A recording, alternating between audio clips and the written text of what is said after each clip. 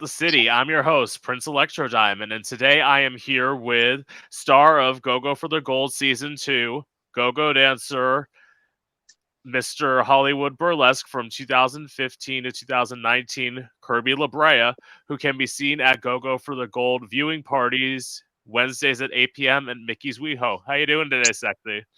I'm doing great. How about you, Prince? I'm doing great. Work. So Yes. where are you originally from? I grew up in the San Fernando Valley of Los Angeles, so I'm a Valley boy. Wow, so you're probably one of the rare people who is actually originally from LA who That's what I keep hearing. yeah. So work. I am from Florida, unfortunately. Lots to happen there, though. Yeah. I'm still unfortunately in my small town, so like I grew up in South Florida. That's where I'm at now. I lived in Orlando for 4 years, and then ended up having to move back here because of like some shit with an apartment. But Mm. yeah, yay, fun! It's fun living at home, definitely. Oh, believe me, I know the struggle. I've been there. But yeah, I want to come to Florida so bad because there are so many boylesque shows out there that it just seems like I can just bring what I've got and just plug it in to so much that's going on there. Like I want to perform so bad in Florida. I would say try and do it sooner rather than later because those shows are probably going to go at some point. Right. With the way the Yeah, governor it's like wants to do things. Yeah. this is like their peak right now. I was even like before 2020, I feel like between 2016 and 2020, I was like finding out about so many boylesque performers and like queer performers and all these like gender non-conforming like performances in Florida. And it was just so surprising that, you know, something is happening so differently, at the same time. Right. And it's honestly like I know well, I shouldn't say I know some of them. I know one. I've interviewed one, and his name is Damian Lenore. He's actually performed Yes. out in LA not that long ago. I met him last time. Yeah. Yeah. I know he's a sweetheart. I've interviewed him on here before. Here's the thing. I am someone who like when I started this podcast, I haven't been doing interviews for that long. I'm at about 6 months now. It's like I wanted to get people of all different types of entertainment on here. Hmm. And because it's like I'm a musician, but I didn't want to just like interview musicians because I feel like that might make it boring at some point. Hmm. Yeah. So Yeah. I do reach out to whoever I can and hope they're like Kirby and say yes. Yes. Yeah. So Absolutely. yeah. So what was it like for you growing up as a kid?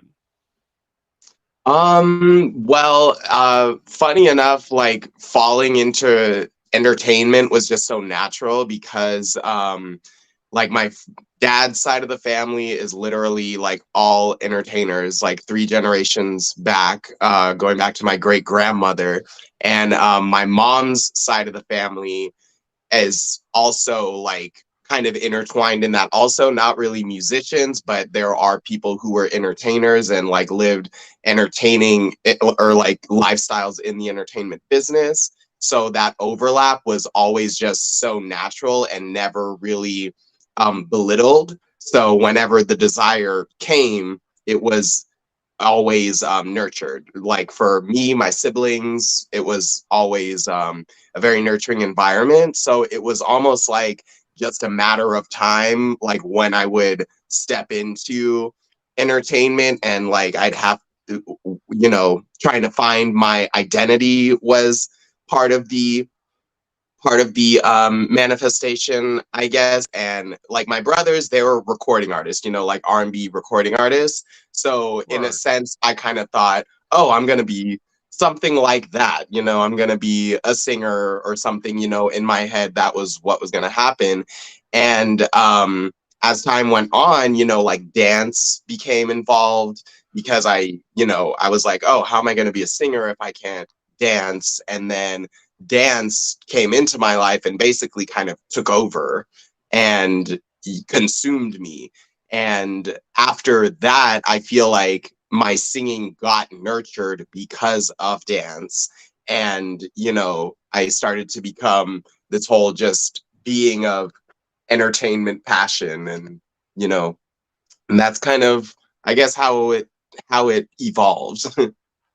Oh, I thought when you said like you thought you were gonna be a singer, and I thought the next day was gonna be, and then I heard myself sing and realized I couldn't hit a note. Like, No.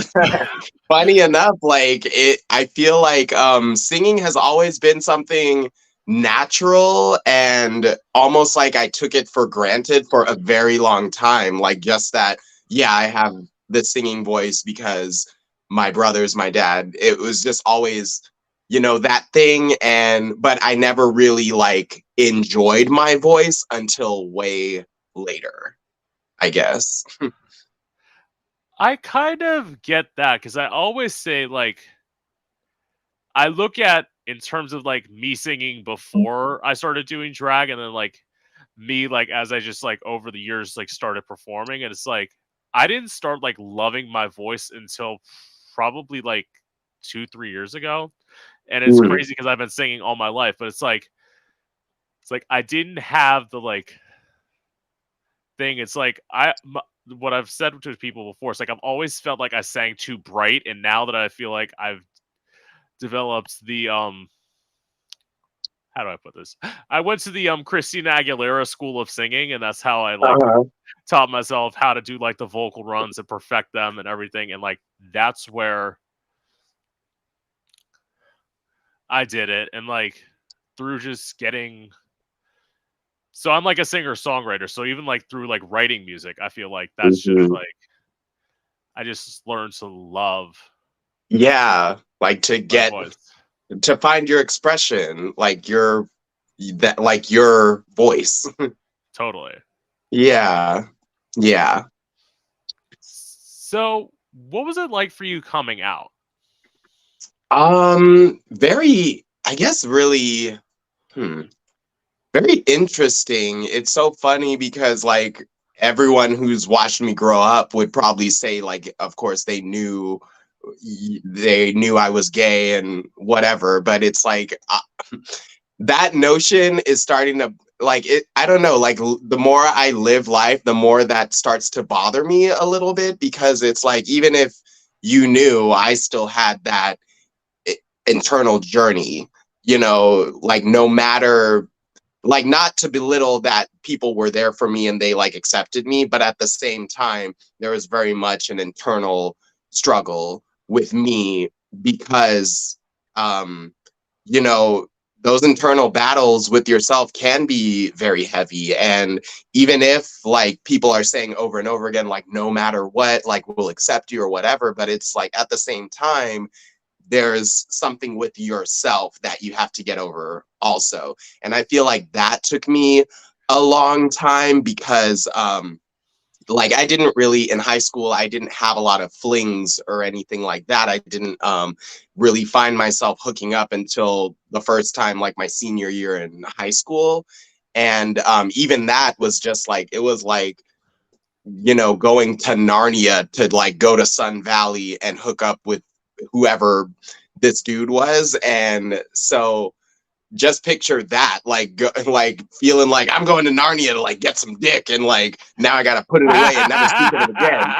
So it was like, think of something like that. And then I feel like when I got to college, I was ready to explore more, but at the same time, I was like scared, because I was like, somebody sees me, they're gonna say so, like thinking there's a secret that's out, like all of that, what felt very heavy until I guess I met somebody who, it wasn't really a boyfriend, but someone I was like consistently hooking up with, and that gave me sort of a sense of freedom, just because it felt like someone peeled back a layer and someone like saw me and I felt actually seen at that time. You know, I hate to be validated by a man, but but it is sort of like it felt like at that time something was awakened and peeled back and able to let me be a little bit free.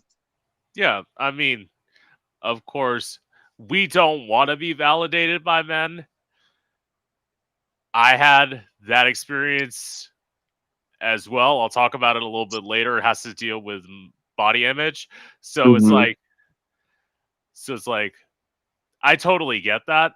To my coming out, as I say, in some ways, I was fortunate. I would say fortunate, yeah, unfortunate. So fortunate that I only had to come out to one parent because my mom died 4 months before I came out. So it's like I only had to come out to one parent, which made it a little bit easier. Mm-hmm. But Wow. yeah, and I have an older sister who had to come out too. The Mm. unfortunate part was I came out to a youth minister. Mm. Mistake. Oh no. Because I told him about this like performance idea I had with a knife and how I'd like practiced it. It just doing like dramatic stuff. So I told him about this.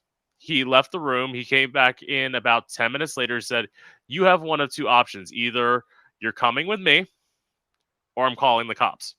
Oh my, what? So I went with him to get a psych eval. I passed it. He made it seem like I was lying, and as a result, I got Oh locked. no. I got locked in a mental institution for 64 hours. Oh my gosh. Yeah. What on earth? I can't believe that. Yeah. And as I pointed this out to somebody when I got out, after I had like reacclimated back into society, he had a meeting with me with this priest who all of a sudden they wanted to set me up with a counselor who wanted to pray the gay away. Oh my goodness. Yeah. Wow. It was one of those things where I'm like, that started my arc out of religion. Mm-hmm. Mm-hmm.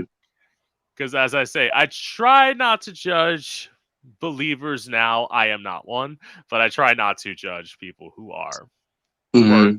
live your life. Mm-hmm. So, Yeah. as a yeah, I'm sorry. thank you. It made me stronger. As I say, all the like shit that has happened to me in my life, and I don't know, maybe there's stuff that's happened to you. It's like it makes you stronger, even though you Mm-hmm. don't want to go through it. You literally just like are like, why did I have to go through it?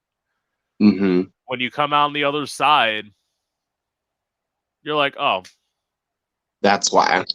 yeah, oh, that's why. Hand me whatever the fuck you want. I can fucking handle it. Yeah. Yeah. Oh So wow. yeah. That's why, as I always say to people who like, it's like, it's great you want to perform in Florida. Visiting here, I would say, no problem. Great. Nobody moved to Florida. Nobody, like, literally nobody moved to Florida. If you are queer, stay as far away from Florida as you fucking can. Like, Right. It's like, where is the timeshare bubble? Goodness. Yeah. so yeah. So, what was it like for you the first time you performed? Um. Ooh, shoot. We have to do some dissecting. Performed like strippy or performed just in general? Let's do both. Okay. Um, well, I think I was 10 when I first ever performed, like got on stage and sang. And I was probably being super dramatic because I was like 10 years old at this time. And already for me and my family, that was late because my brothers had been singing and wailing at every family party since they were 5. And they're 5 years older than me. So I was like, oh, I'm already about to be, all types of evaluated and stuff by my family, which they didn't. It's like, obviously it was in my head. But yeah, I remember being nervous, and it was like everybody was like about to, see what I could do when I was 10, and I got to sing this song in our Black History Month concert, which was the song was Lift Every Voice and Sing, which is known as the Black National Anthem. And so I remember like my mom just like loving that I wanted to sing that, but also it was like important to me to sing that because my great aunt who had just like passed away at that time, like that was something that it was just like that was her song. She loved that song. And so it was kind of like for her.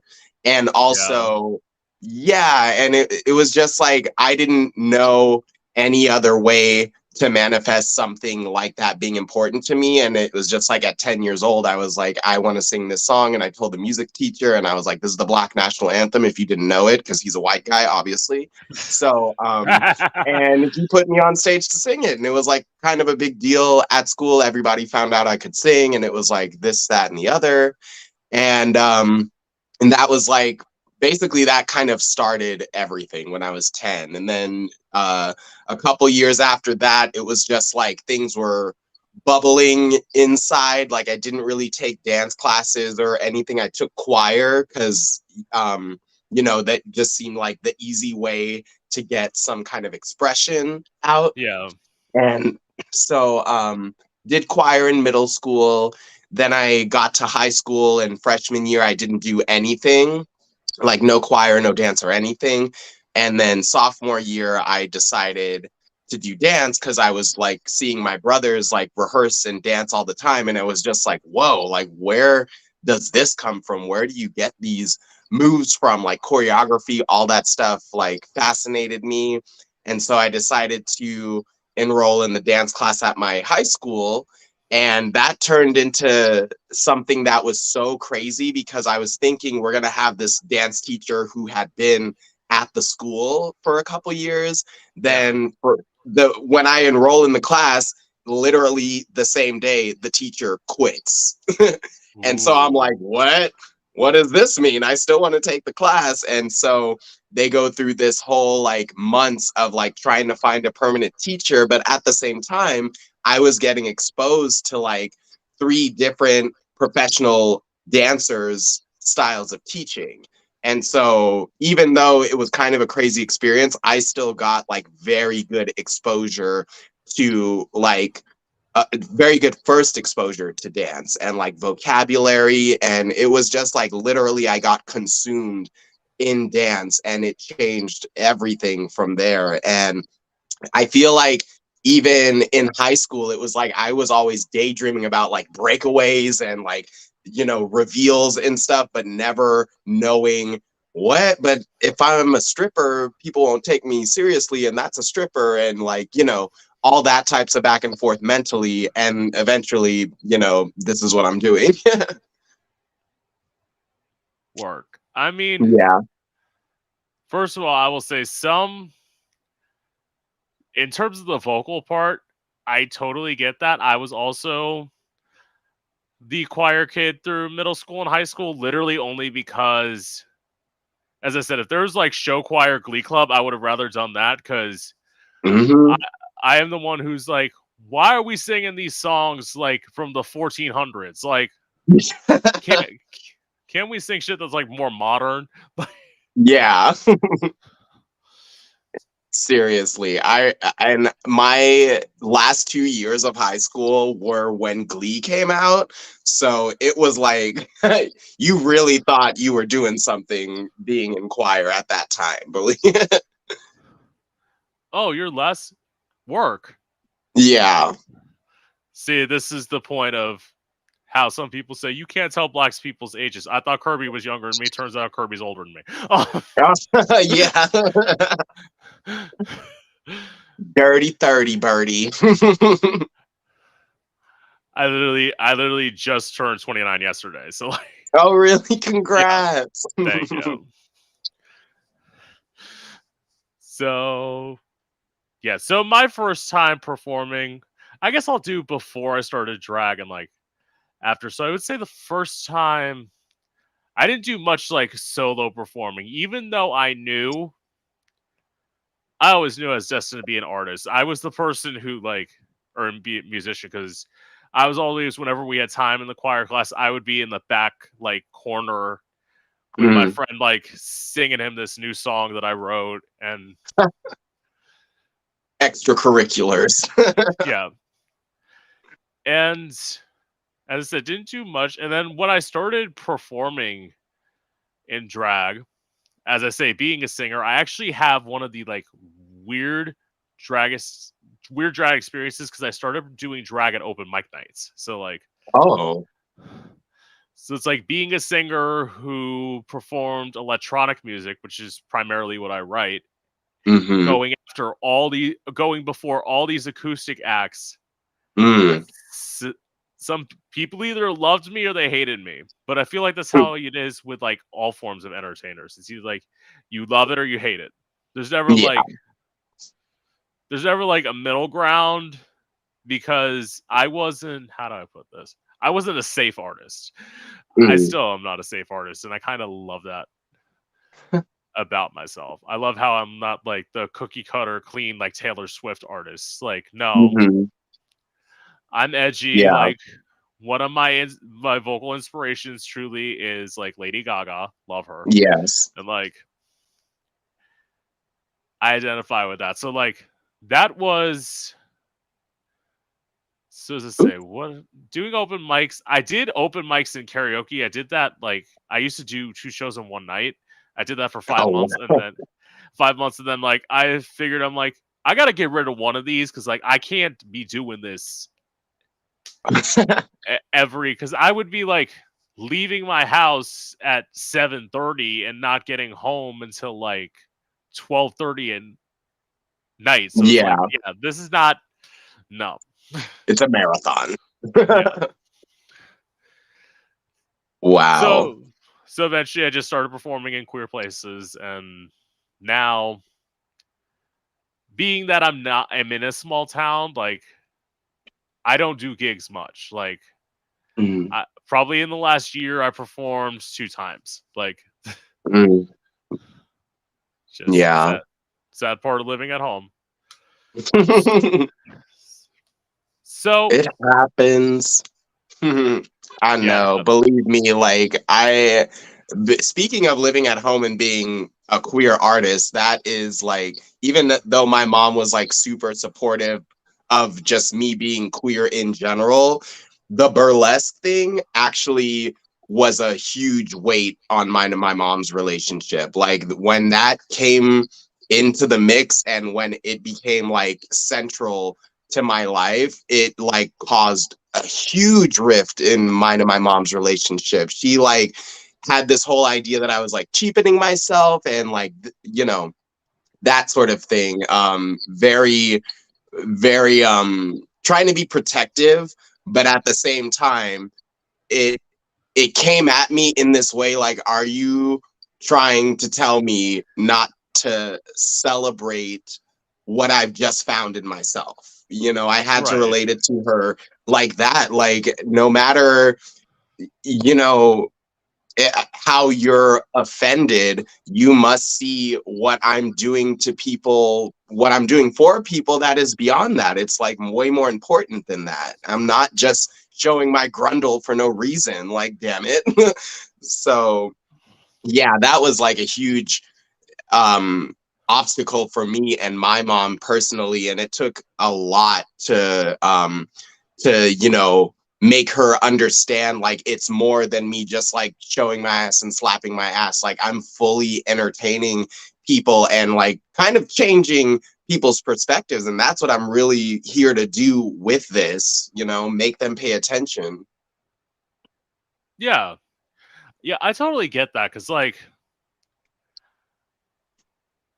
I will say like watching your stuff like, you're so good. Like, I will admit, Kirby's my pick to win season 2. Like,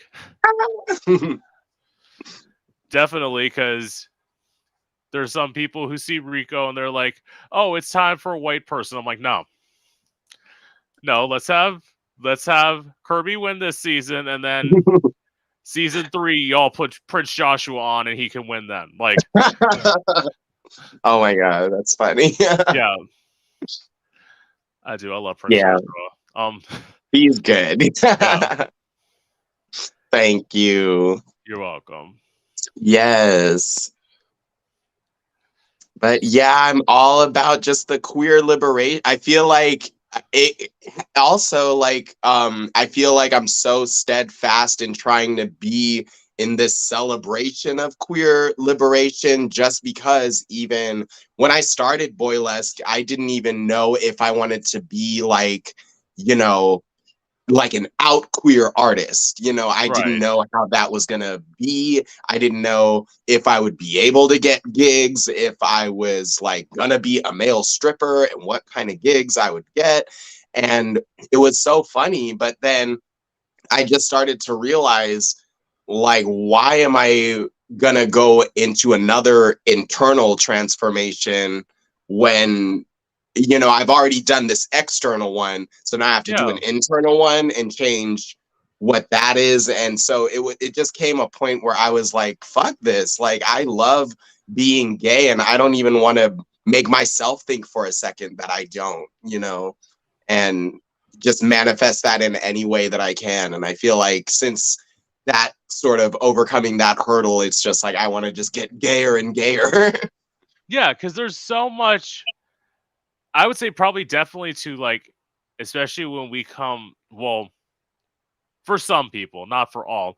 Like, I feel like at the time that like we were coming out, the whole like femme gay thing wasn't really like acceptable as it is now. Right. True. And I feel like I've always been sort of a femme-centric type of person. And it always seemed like at that high school, college time, it was like a weird cusp time where it was like people were trying to, open it up for that. Yeah. And it was like a lot of people like rebelling against those tropes of like anti-feminist, because I even remember going to the club and seeing one guy who I probably haven't seen him since then, but he was like this twink club promoter in this total gender non-conforming outfit, like dressed like a fawn or something, but like a nightclub version. And I was just like, I was 18 and I was like, I'd never seen anything like that. And I was just like, what is this? Like, what is he doing? And he was just there like checking people into the line. And so it's like, yeah, like stuff like that really was the stuff that was just opening the curtain for stuff that is like the sensation now that people are acting like it's brand new, Totally. I will say, just going back to this week's episode. So I'm going to ask, like, obviously, yes, your outfit that you wore when you performed was an ode to Wonder Woman, obviously, but was it also kind of an ode to Tandy Amon Dupree? I don't know if I even know who that is. Oh God. Okay. So obviously not. Okay, so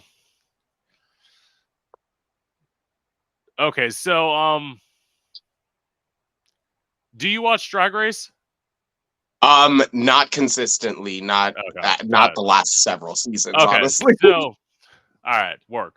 So anyway, what I was asking was the reason why I thought that. So, Tandy Amon Dupree is a drag queen from Atlanta. She had like this viral clip where she famously wore a Wonder Woman outfit and performed the song "I Need a Hero." And she like famously like performed the song where she was like up in the ceiling and then she like dropped down. Like, oh yes, this I know. Yeah. Of course. Okay, yeah. Okay, that's what I was asking. Yeah. That is funny. I'm like, I don't know what it is, but I just absolutely love Wonder Woman. Like, since that new movie came out, Yeah. it's like, it's just everything to me. Like, even just the scene where she steps out on the battlefield, I feel like is the theme song of my life. And what I visualize anytime I put the costume on, it's like that scene, like taking the cape off, showing my bracelets. Like, that is like what it feels to me. Work. So, Yeah. have you ever felt judged being a black queer performer? Yes. Oh yeah. Yeah, definitely. Especially in LA throughout the years, it is crazy. Like even stepping into primarily black spaces is something I've had to like decondition myself to step in apologetically, because I feel like in like the automatic thing is to like make an apologetic demeanor so that someone doesn't have a problem with me. And I feel like I've had to decondition that process in myself because I have nothing to apologize for. You know, it's like if they're about to try and create a problem with me just because I'm coming in and not being challenged, I guess, in my aesthetic, Yeah. people really do have problems with that. And it like frightens people, maybe it intimidates people. But yeah, like people see a demeanor like that and tend to cast judgments before even an interaction takes place. So I have encountered that quite a bit in not so much like black queer spaces, but majority black spaces, sometimes queer spaces that lack other black people.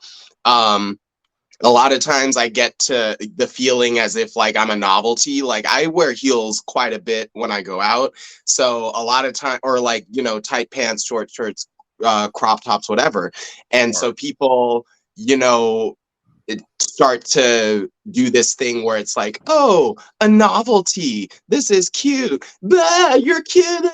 It's like becomes that thing instead of just like, oh, you're beautiful. I'm moving on. It like it always is like, you're a novelty. Oh my God. Like that is where I get to be like, okay. Yeah, it's one of those things where like you're talking about like people like going up to you, touching you, like, oh my god. It's like Yeah. that. So it's like, yes, live for somebody. Unless they're asking you to or unless they give you permission, keep your hands off. Like, Yeah. no touching Yeah. people.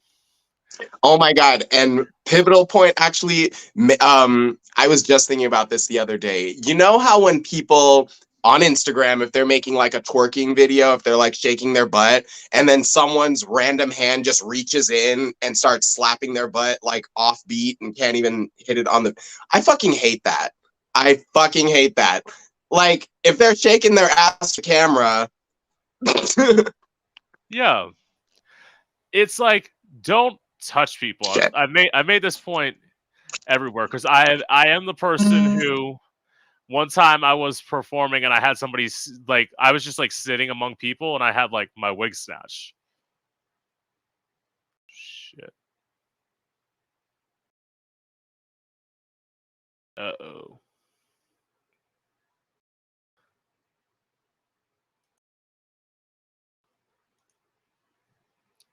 Damn. Okay.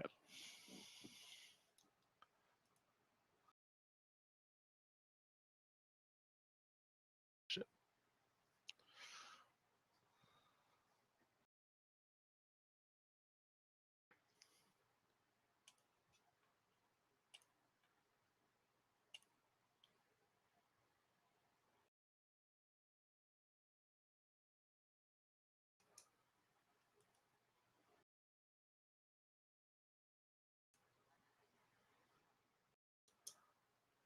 One second. Let's see if I can get Kirby back.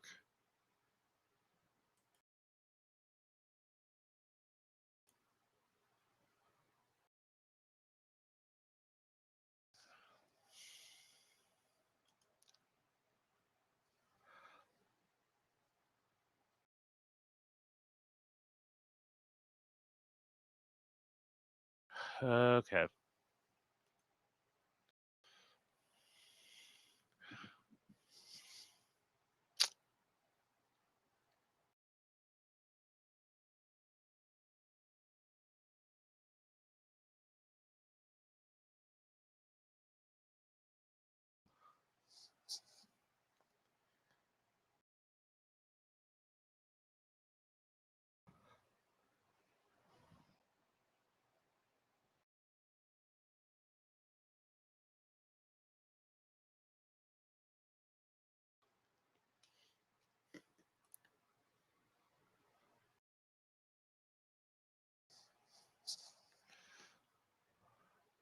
Okay.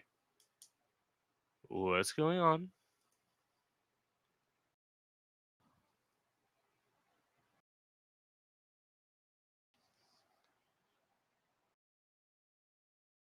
Damn.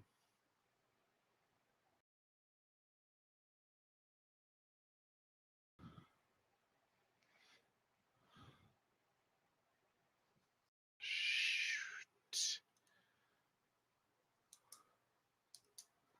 Oh boy. Okay.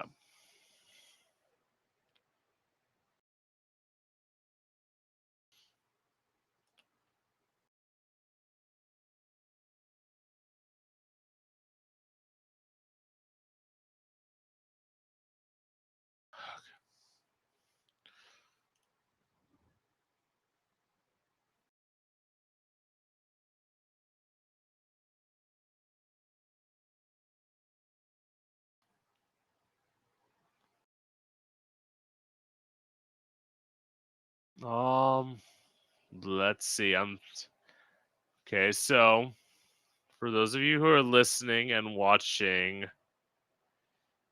apparently Kirby's phone died, so I guess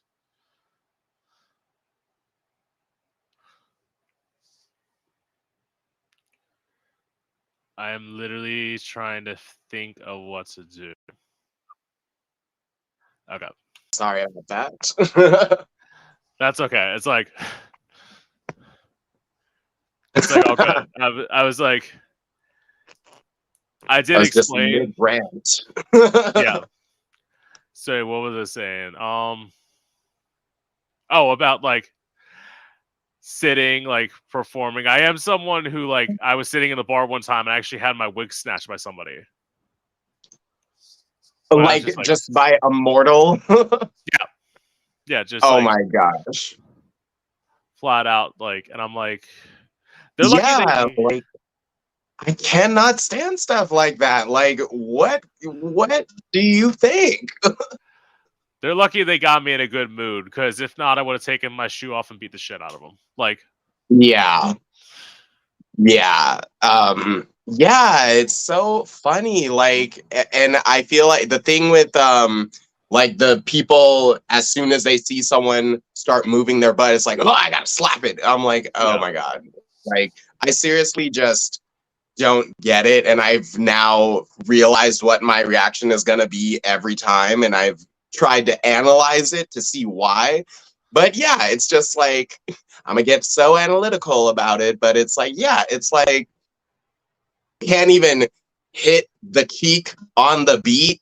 What are you trying to make me look at? You can't even smack the cheek on the beat. You're like missing it. Like, yeah, what is the point in me looking at you slap my ass? Like, damn it. right, Yeah, totally. I get that. bugs me.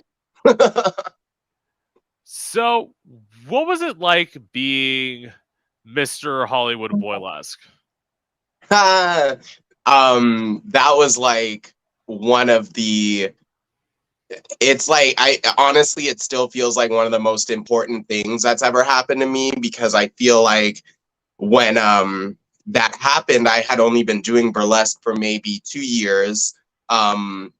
So I was like 22, was about to turn 22, and I was just like so proud because it just felt like finally I was going where I saw myself going, and I saw all these people like taking me seriously, then also it felt so good that like where I wanted to make an impression, it was being made, and so all these people that I remember when I won, it was so funny. Like the night of the festival, I had actually performed 2 acts. So I performed one solo act for the Mr. Hollywood category, and then I performed a duet act because I had submitted a duet act with a friend of mine.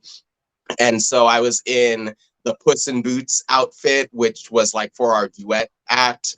And so that's what I got crowned in like this Puss in Boots outfit. So it was like, I didn't mean for that to happen, but I was like, oh, this is like pretty cute that I'm like starting out as a kitten. And then like the next festival, I came back and was like in a lion number. So I was like, okay, yeah, I need these thematic elements to coincide. I love something like that. So yeah, it's like being Mr. Hollywood has always been just one of the things that's made the most happiest in my life, and like getting that scepter and crown. Yes. It's always great to win things in queer spaces. Wouldn't know it myself because I've never won anything. But it's like I can totally get that. So yeah, because you've done a lot of stuff with burlesque. Like I saw you like post about it. So if I remember correctly, it's Gayest Galore, right? Isn't that like Show boys gaylore. show? There you go. So is that like your show or like? Yes, so that is like my show that I produce. It used to be a partner effort. Like I had a partner who used to co-produce the show with me. But she's more focused like on her music career. So I've taken the Showboys show and it's like pretty much mine now. Yeah. So yeah, it's my creative baby. It's a boylesque review with group numbers, solo numbers, little skits, things like that. A little queer variety show. Yeah, and I literally only know about that show because you featured 2 people that I've interviewed on here, one of whom's my friend. So you've featured Silver, who I love. Yes! And you've also featured my friend Phoenix, who, like... I love Phoenix, oh my gosh. Yeah, Phoenix is great. Yeah, Phoenix is like my life. Honestly, he's just my life. I want him honestly in like every show that I do, just because I feel like it just is everything. It works. Yeah. But that bitch is busy. I know that for a fact. Like, yeah. Constantly like working. Yeah. Anyway. Yeah. Always at events, yeah. Well, I mean, that's how you get to know people. So that'll probably be like the one thing.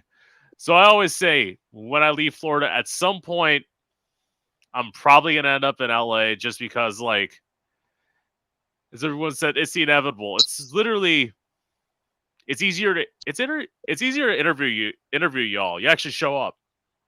Yeah.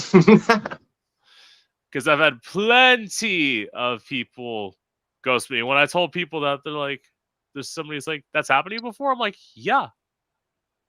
Of course it has. It's not something I like love, but it's happened. Yeah. Yeah. Oh Lord. I mean, yeah, it would definitely be a little easier to facilitate, probably. Yeah. Work. So, what made you audition for Go for the Gold? Well, it's funny. I think when the first season aired, I was probably working in WeHo at a sex shop right near the clubs, and I remember a couple times seeing some advertisements either like on the street, and I saw like one on the street and then I saw one on Instagram. And immediately visually I had caught the vibe of the show. Like I saw Brian in the heels, I saw Rico in the splits, I saw like these familiar faces. So I was like, oh my God, is this like a go-go competition show? And it must have been like after the first couple episodes aired. But I didn't watch any of the episodes yet. And then I think I helped Bryant at my shop. I remember selling him a top one day. And I remember like I had seen him at the Abbey because he go-goes there a lot. Yeah. And I remember seeing him at the Abbey. And then I remembered seeing him on the poster. And I was like, oh, shoot, he's coming in for TV shit. And then months and months passed. And I started to see they were posting submission calls for season 2. And so I was like, kind of hesitating. I was like really hesitant just because I was like, what am I going to dress up in my living room? Blah, blah, blah. What am I going to put on for this submission? And actually, some more time passed and I ended up going to the hospital. And when I had to get surgery, I had to get my gallbladder removed. And then the day that I came out was like the day to submit, or that was it. And I was like swollen from surgery. I was like all types of not trying to be on camera, but I had to. And I had to like put this flag up in my bedroom. So I had a background, like put a robe on, a corset on, big shiny hat, did my little talk, and then sent a little 1.5-minute reel from my Instagram that was like not me swollen. And the next day he called me. Work. Yeah, and that was it. Like, and then after that I wasn't as confident until he reached out to me after and said like, your looks are incredible. And he kept saying something about like my looks, like as if they needed them, like they needed to have the presence of like what I wear and me in it, and that felt so good because I was like, I knew it. I knew that what I had to offer was going to be something they didn't have yet.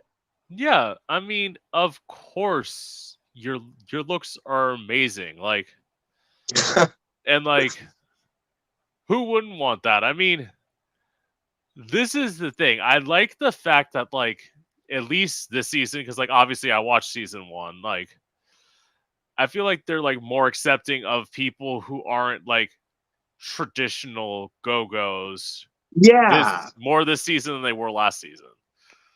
Totally. Like, and definitely comparing this season to last season, there is so much more to the spectrum of go-go in this season. Like, it's really celebrates so many more flavors. And whereas the first season, it's like there were different flavors, but everybody was kind of sticking to more of a mold that they were used to.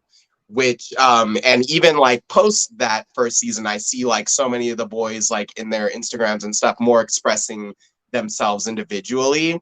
And I really am happy that this season is like a really big flex on individuality. And it's like, obviously, like this is like a show like much like with any queer show, it's going to get better and better as seasons go on, because eventually they're going to get money. Because like, I know like it's pretty okay. I will say this. I'm going to say something that I know because I interviewed Rico. Kirby's not going to be able to confirm. Kirby's not going to be able to confirm what I say, so I'm just going to go ahead and say it's very fast paced behind the scenes because they don't have a ton of time to shoot. Right. Yeah. And it's not, a lot of it is not, how it looks on the episode. Like some things are filmed twice, which makes it a little more like nerve-wracking in the moment, to have to like reconstruct whatever you just did. That's gotta be difficult. Like, Yeah. For me, it's a little easier because, like stage, burlesque, 2 numbers in a row. It's like I'm used to, I mean, not used to it, but it's like I'm equipped for such a position. But yeah, it's definitely like on set in a competition environment. Also, it is, yeah, nerve-wracking. What was I trying to say? As I say, everyone like I love the show because I like obviously love all talents. I made the argument to somebody like in terms of me as a performer versus like other drag queens. I always say why more people should book me is because like it's like singing live. I can go a lot longer than those girls who are just doing death drops and shit. Right. They can do like one number. You can put me on. I could do a half an hour. Like that's just Mm-hmm. Give you a freaking sweet. yeah. In fact, I did that going back actually to my open mic days. So when I like started performing as Prince Electro Diamond, they were in between hosts. So like there were times where like they couldn't get anybody to go to the night, and I'm like, I was a bitch who like I'm like, look, keep me on. Like I'll do 5 songs. I don't care. Like Mm-hmm. it's like Yeah. keep We're me gonna keep the on. show going. Yeah. Yeah. Yeah. I love that too. Like I just it's something I've wanted to incorporate for a while, but I just performed at Mickey's last week and got to do like, like a lip sync first number, Yeah. like 3-minute number. And then I really wanted to do this thing where it's like I strip first and then like I sing after, just to like, add a little pizzazz and little, you know, Christina Aguilera burlesque into it. So I was Yes. like, I was like, let me just sing a song and I have the track, like, just give me the mic after. And it felt like so good. I love that style of performing also, where it's just like, not expecting the next thing and Yeah. loving it, I guess. Yeah, it was fun. Totally. So do people assume you're extremely slutty because you're a go-go dancer? Um, I don't know actually. I honestly don't know. Probably not. I don't know actually. I don't know how to answer that because I think from my experience when people are like approaching me to like tip or something, I don't really get that vibe because it's almost like their vibe is a little like careful, like they're afraid. So it's like that to me doesn't make me think they think I'm slutty. Yeah. I mean, I get that because like you're not just like on a box or like Yeah. you like need a whole like area which work. To me that's honestly like more interesting. Like A domain. a domain I've also been the person who's like Hmm. to the people who are just like, oh, they just want to see straight guys when they like perform and go dance. I'm like, that toxic masculinity shit is like needs to end at some point. It's like, Seriously. Yes. That is a huge thing in the, for me specifically, I've experienced this type of, go-go politics. Because even I'm on this show, Go-Go for the Gold, but I am not working as a go-go as much as like the rest of the boys. Like my go-go is boylesque. Like that is, yeah, I'm doing that more than I'm like on a box, really.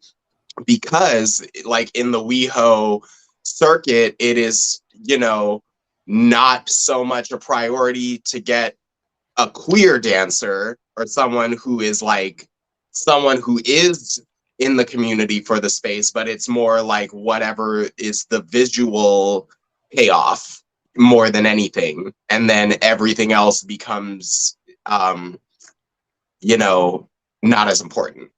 So that is something that it really does bother me just because it's like, why shouldn't I have a job dancing for our people before someone who's gonna have a problem with someone who's in the community? You know, because I've seen straight go-go dancers and how they act at the club, and it makes me uncomfortable.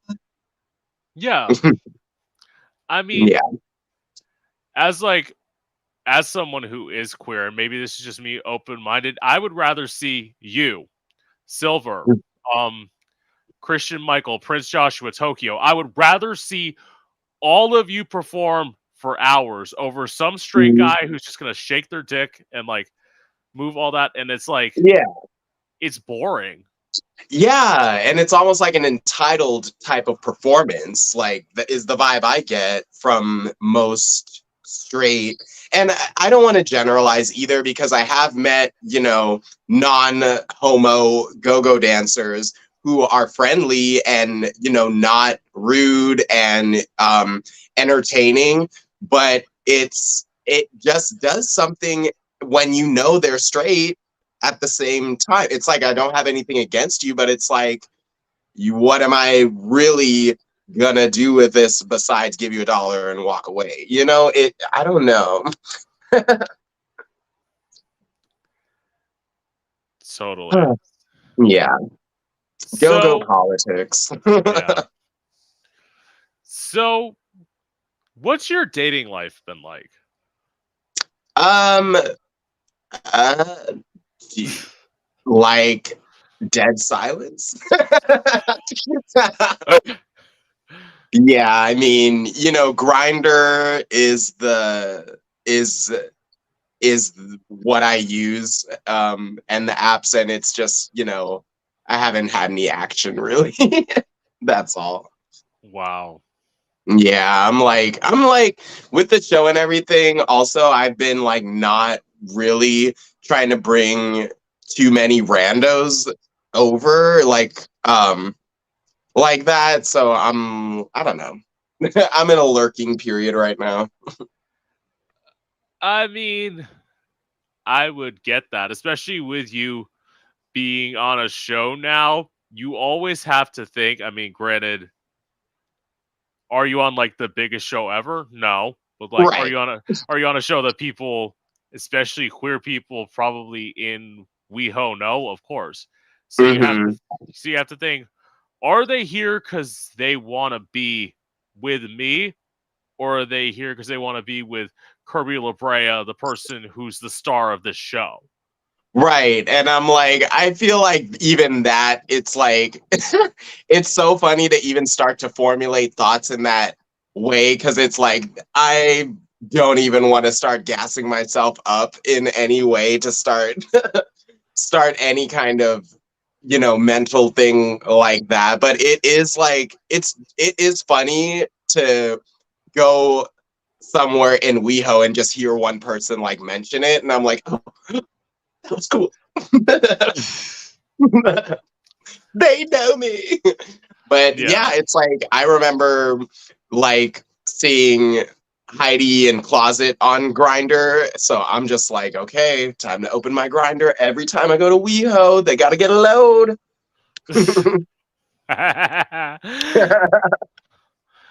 Totally. So, I will say in terms of me, pretty much non-existent. I've been in like 2 relationships. So like Mhm. I was in one for a year with someone who actually is now trans. It's actually part of the reason we broke up because like is just I was the not supportive Mhm. person who's like I would have loved to have been the boyfriend who's like, whatever, babe, if you want to transition. I'm like, no. It's like if you're transitioning, we're breaking up. Like, Mhm.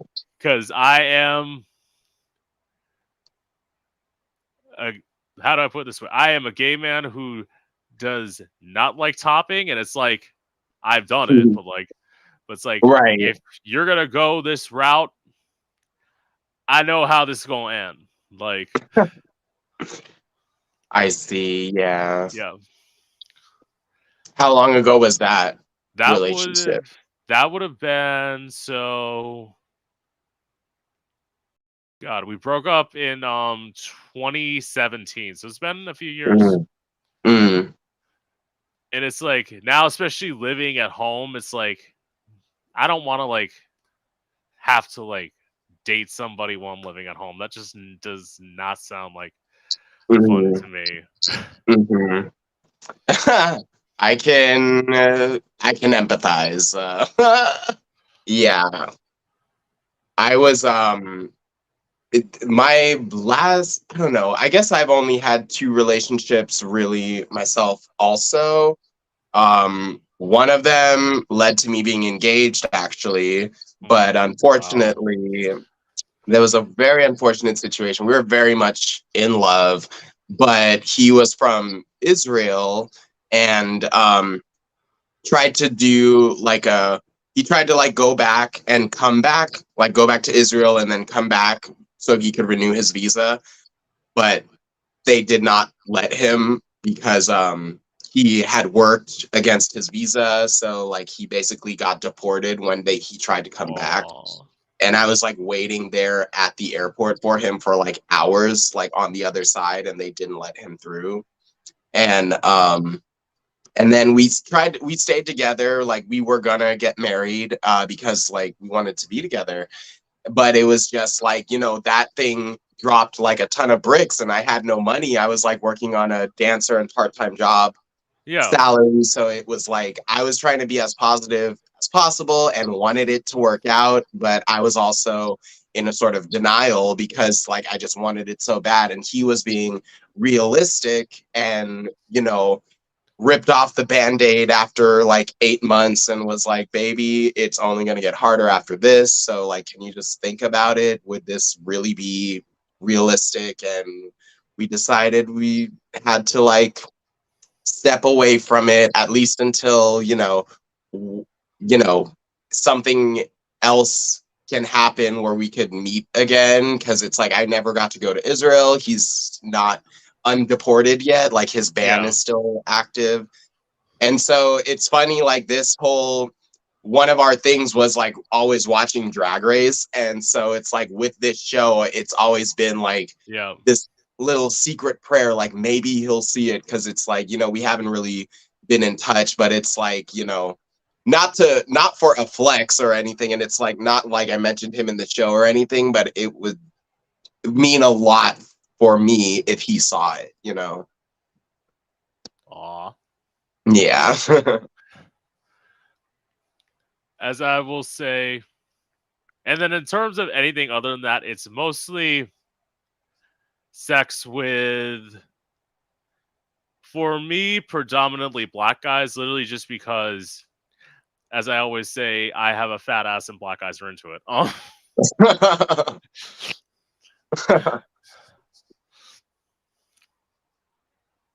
Well, Definitely. then.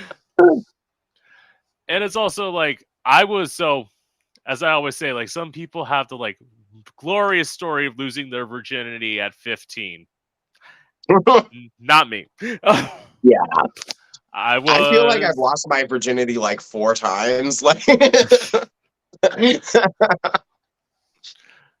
I like was. there's the being naked with somebody, then there's someone grabs your dick, then you grab someone's dick, and then there's penetrative.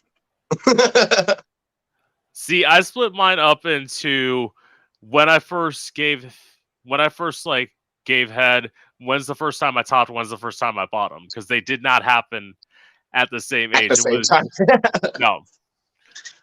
I wish would have made my life easier. So it's like 21, 22, 23. So like I was. Yes. All the virginity spectrums. Yeah. Yes. Work. So have you ever suffered from body insecurities? Oh yes. Yes. I actually did have weight issues until I was like about 16. I was pretty chubby from like 12 years old to 16.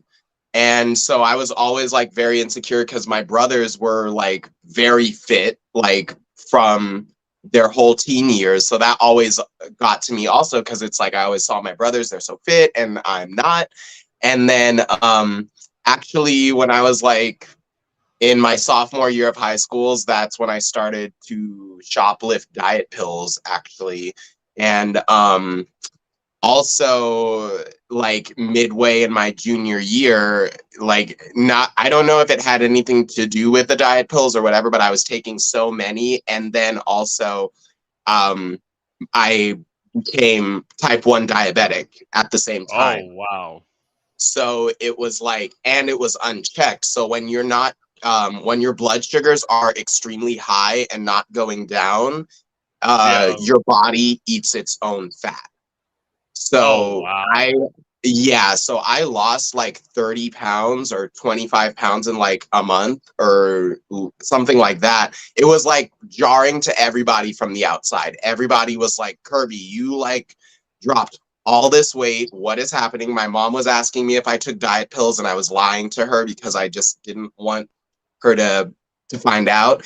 But and then we found out I was diabetic, and then he took me to the whole biological breakdown, like why I lost so much weight, and like it was like really really scary. It was like my body was literally eating its own fat, and I wasn't like doing a correct diet and stuff like that. So when I got diagnosed with diabetes, it like literally everything had to flip so fast, and I had to like be very mindful of my diet, and not in not in a weird carb counting way, but I did have to count carbs so that, you know, I could do an according diet. And so yeah, when I became diabetic, it was actually very enlightening, because I never was like a diet minded person, but I did have to be, just for functionality. And so it did really help me, just because now whenever I do meet someone who is diabetic, if they're type 2 diabetic, I'm glad I can give them insight. And like I have a really close friend who's a coworker who just became type 2 diabetic, and it was like really kind of like going through a mental like overhaul. And I'm just glad that I can be there for her among the rest of the people that have no idea what that even means, you know? Wow. But yeah, definitely my body issues have, and even with, you know, having to take my insulin also, that was something that worried me, because I have to do it like here on my stomach. So what that means is like I'll always have scar tissue here. I won't really ever have those like David lines on my stomach, because I have to. But that got to me when I was younger for a little bit, like in my teens and early 20s, and now it's, you know, not really an issue for me. Of course. And first of all, that's crazy. I've never heard that before when I've asked this question, so that's like insane. I'm trying to process it.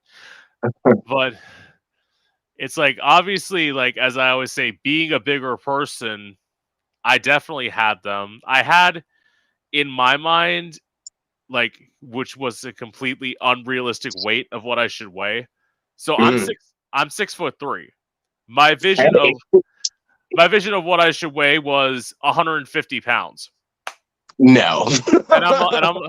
and I look at it, I'm like, you literally would be like anorexic if you weighed 150 pounds. Like there's like no way that's physically possible, especially because like I'm kind of built like a linebacker. So like, no. Yeah. Girl, no. Yeah. And then it was honestly like right after COVID where I basically started like, obviously I'm like exercising, trying to change my body, all that. But it's like, I got to the point where I'm like, I had to say like, fuck it. I honestly, that's when I started like wearing t-shirt dresses and bodysuits and drag. And I'm like, fuck it. It's like, if you don't like my body, you don't got to stare at it. Go look somewhere else. You just got to find your own motivation. It's so funny because I feel like COVID had such like, it was a different effect for everybody, and for me personally, I felt like it really was a good reset creatively and Yeah. physically. Yeah, like I feel like so much of my costume comeuppance came in COVID because I was like I had some money coming in from work, but I had really nowhere to spend it, nowhere to pay rent because I was living at home. So I was Yeah. like, let me up my costumes, let me do some photo shoots, let me do video shoots, and then when the world opens back up, I can take them live, and that's what's been happening. Work. Yeah. So, what's your relationship to drugs and alcohol? Drugs and alcohol. I mean, I am not an avid drinker, really. I drink socially, I guess. I don't really drink alone at home. I like if I do, I might like a sangria sort of thing, Yeah. but I'm kind of like that type of drinker, like a flavorful spritzer type. Yeah. But I smoke hella weed. That's like the only other thing. Work. So, in terms of me, as I say, like alcohol, I'm pretty much a social drinker too. I had like one bad night where, and you know, this is a performer, there are nights where people are just like constantly wanting to buy you drinks. And like, Yeah. I had one of those nights and like, I was driving home and I almost got a DUI. Luckily, like, I was able to, like, my dad was able to, like, pick me up. So, like, I didn't Yeah. get into any Evade. problems. Yeah. In terms of drugs, I will say the only thing I've ever abused. So, okay. I have bone spurs in the heels of both of my feet. Oh, whoa. So, like, Fuck. before they're better now because like I'm not working a job where I'm on my feet every day. But when I was, before I got a chance to like get health insurance to go to the doctor, I was abusing ibuprofen like crazy. Oh, wow. Like I was taking 18, 24 pills a day. Like, Oh my gosh. yeah, Wow. yeah, Yeah. Oh my goodness. Um wow. I feel like maybe I could chime in like okay. Recently I had a couple like nausea things like I had gallbladder surgery I told you yeah, before, and that was all fucked up because basically they took my gallbladder out and found out that wasn't even the problem, and that the ooh, problem was my liver. And so this liver issue has like it's not anything crazy, it's not failing or anything, but it's like yeah, caused like some like nausea every now and then. And usually for nausea, like if I smoke some weed, like it's usually like a quick fix. But with this problem, it has been like since last year when I lived with a roommate, it would be like I would be sitting at the bong smoking 6 bowls trying to make this nausea go away, and yeah. it just wouldn't go. And like I had a little issue a couple days ago where the same thing happened. I was like, oh my God, I literally just smoked 6 joints and I'm still nauseous. Why the fuck? And it's so like, oh my God, I'm not trying to smoke all my weed either. I'm like just trying to Yeah. make this stop. Like, yeah. So yeah. Sorry, I'm trying to turn my camera. No, no, you're good. Yeah, it's like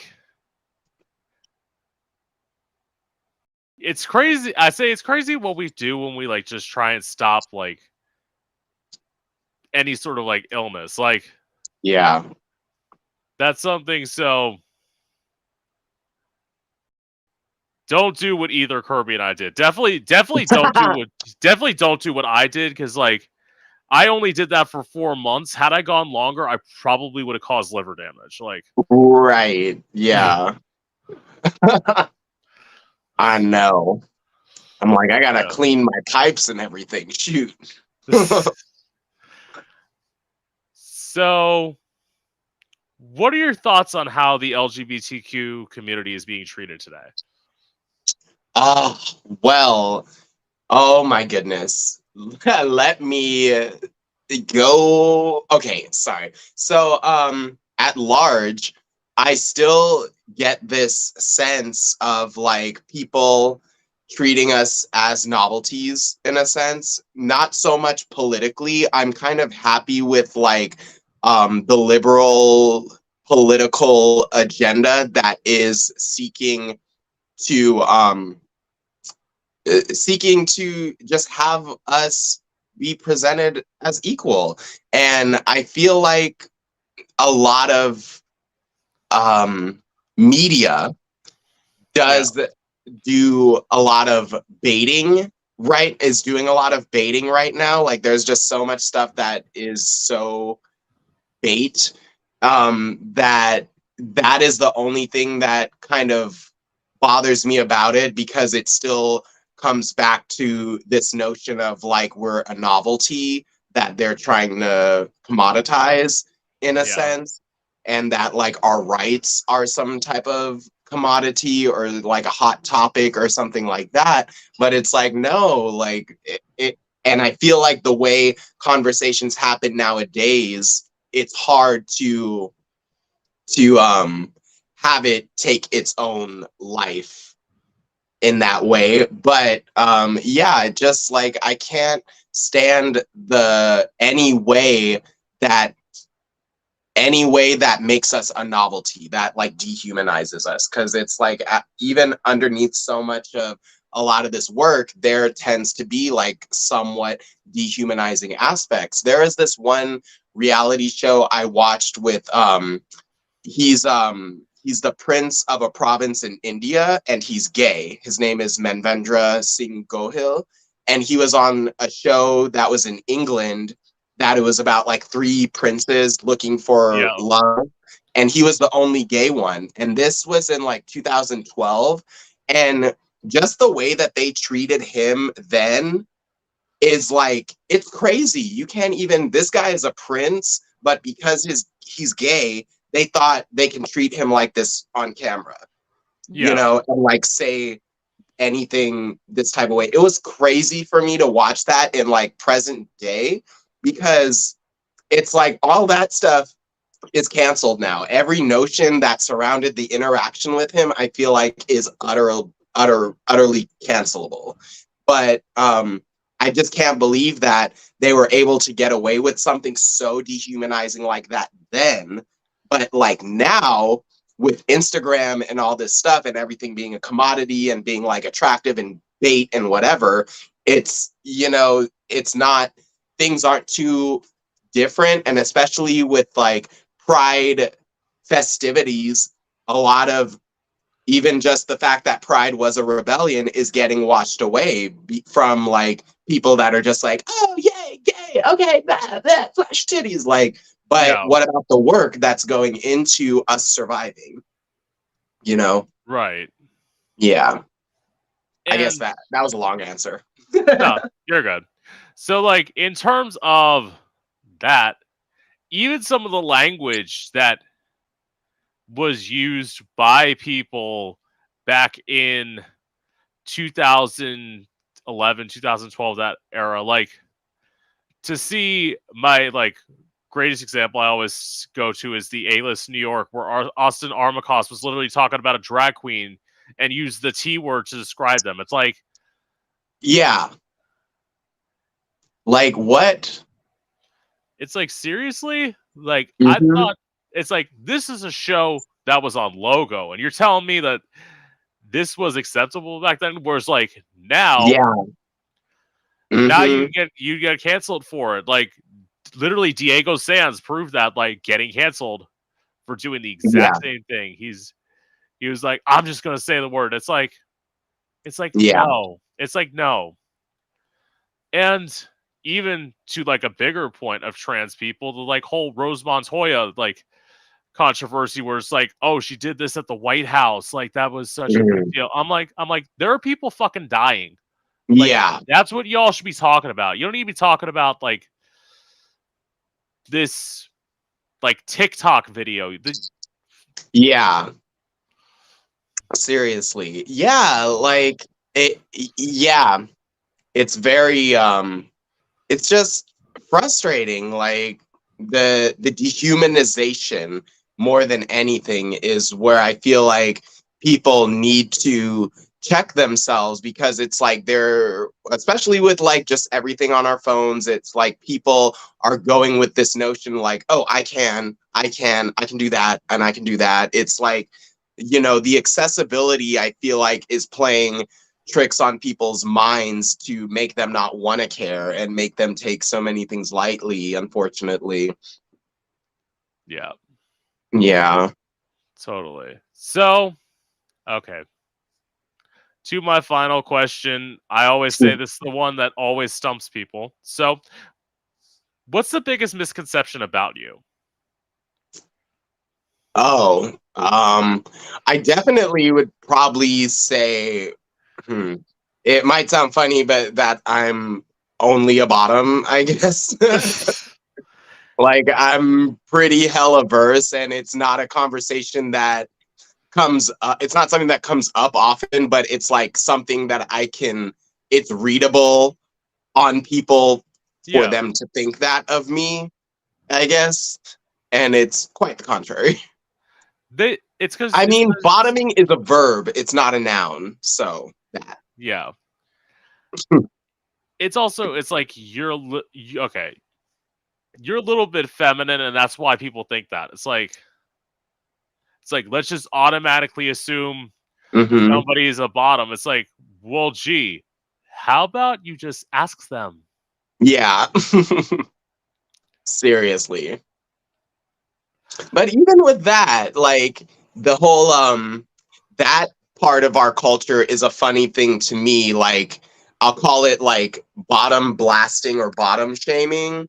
Like, it's like, I feel like I was with a guy in college, and I didn't like how he felt like he needed to blast that I bottomed for him in our college class, and for some reason he did, because somebody like egged him on into it, like, oh, because you're the bottom with Kirby. And then he like screamed to everybody, like, actually, he's the bottom. I'm like, okay, what does it fucking matter? Do you think you're controlling the situation now because you said that? Like, things like that. I just wonder what makes people think it matters, in such an instance, because it honestly, for me, it doesn't. It's like, if we're fucking, we're fucking, and it's like, I don't need to justify this, that, or the other.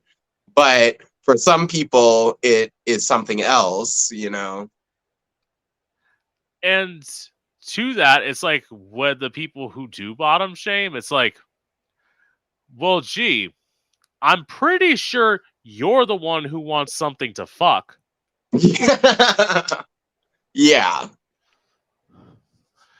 And it's like, you're gonna judge somebody. It's like, this is what you want, baby. Yeah. You are so afraid of taking something up there that you're gonna put me in the position. Yeah, it's just like, and it's a lot in the media too, like in a lot of like Instagram little like it's a lot of those like quick jokes that just like, that you can just like let people let go.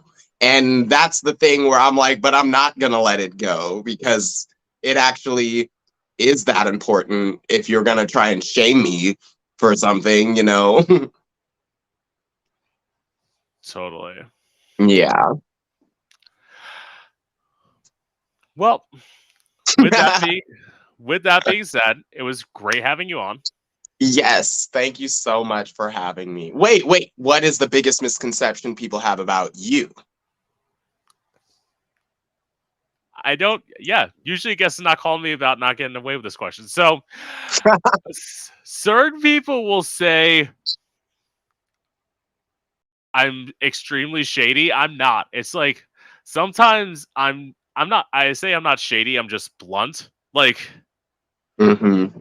it's like, if I have it's also, there are times where, like, I'll, like, even doing this, there are times I've written shady questions, and I'm like, I'll just write that down, and I'm like, oh, that was shady. A great example was, so I've interviewed Phoenix before, and in the first interview, like, one of the last questions I asked him was, because he lives in LA, does he have real friends?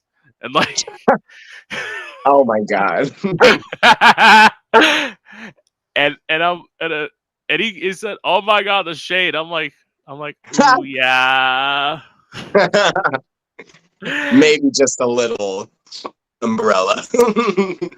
But my thing was, especially that first interview, he was the first person I'd ever interviewed in LA. So like I had so many like misconceptions about how people were gonna be in LA. Hmm.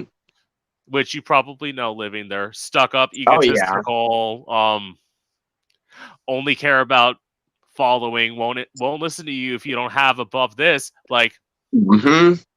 that's what I went in. And once I found out that there are people who aren't like that, and anyone who is outside of LA, there are nice people. There are also Yeah. a lot of assholes. It just all depends on who you talk to. It is, yeah. And a theory that I've started to entertain is that most of the LA unpreferable notions come from transplants. Yeah, it's like, yeah, totally. It's like the people who are like that. It's like, yeah, that person's probably a cunt in their hometown too. It's like the only difference is they moved to LA and they now surrounded themselves like that fake that. Oh my gosh! Like Yeah. totally. I Hmm. missed you, girl. Hug, hug, kiss, kiss. It's like Okay, gotta go no, no. back. It's like to those people, I'm like, keep your distance. It's honestly why I don't have many like drag queen friends because like I have superficial friendships with a lot of drag queens because it's like Hmm. I don't trust you one bit.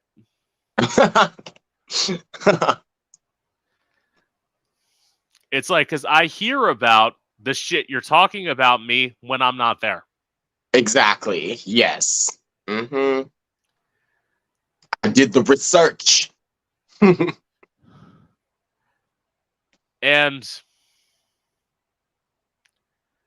for me, it's like I always say in terms of like being blunt to my point, it's like this is the way I always look at it. It's like why I'm so blunt and honest with people. It's like, look, I've been suicidal twice. There's no guarantee that tomorrow's gonna be here. So Mm. I might as well say what's on my mind now. Hmm. And if I live to see tomorrow, I'll deal with the consequences of my horrible decisions then. Amen. Right. Gay men.